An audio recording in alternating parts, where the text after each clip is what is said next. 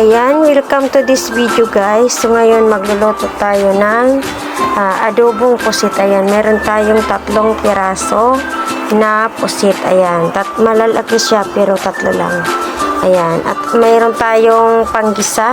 Ang ating panggisa ay may luya, bawang,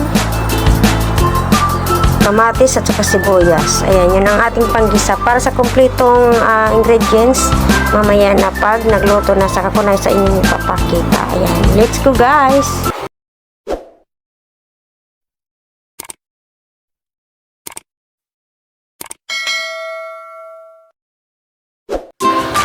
Ayan, nagpainit na tayo ng kawali at naglagay na rin tayo ng mantika. At isinunod natin ang luya. Ayan, haluin muna natin baka masunog.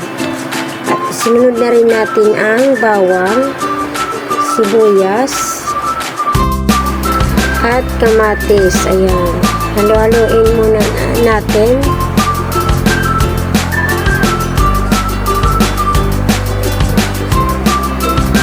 Ayan, at nandito na nga ang ating pusit. Ayan, sunod na natin.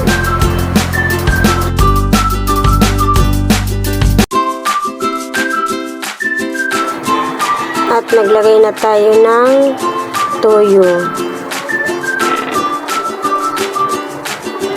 Ayan, isunod natin ang oyster sauce.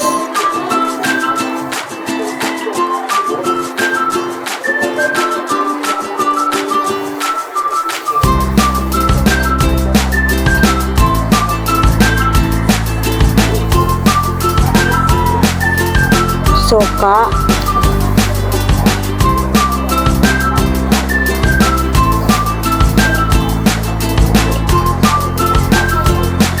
ayan, halu-haluin muna natin.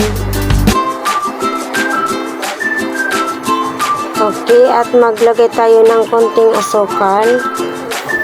Depende guys sa inyong panlasa.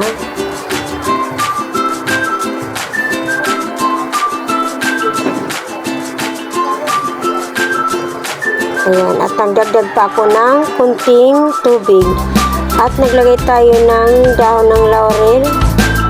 Siyempre, ang ceiling grain. Ayan, saka natin halu-haluin. At pakuloyin na lang natin ito ng konti. Ayan, nakalimutan ko maglagay ng powder. Ayan, nahuli na ang ating powder. Pamintang powder. Ayan, at pakuluan na lang natin to ng konting kulo. Ayan. Okay, luto ng ating adobong pusit. Ayan. Thank you for watching. Bye!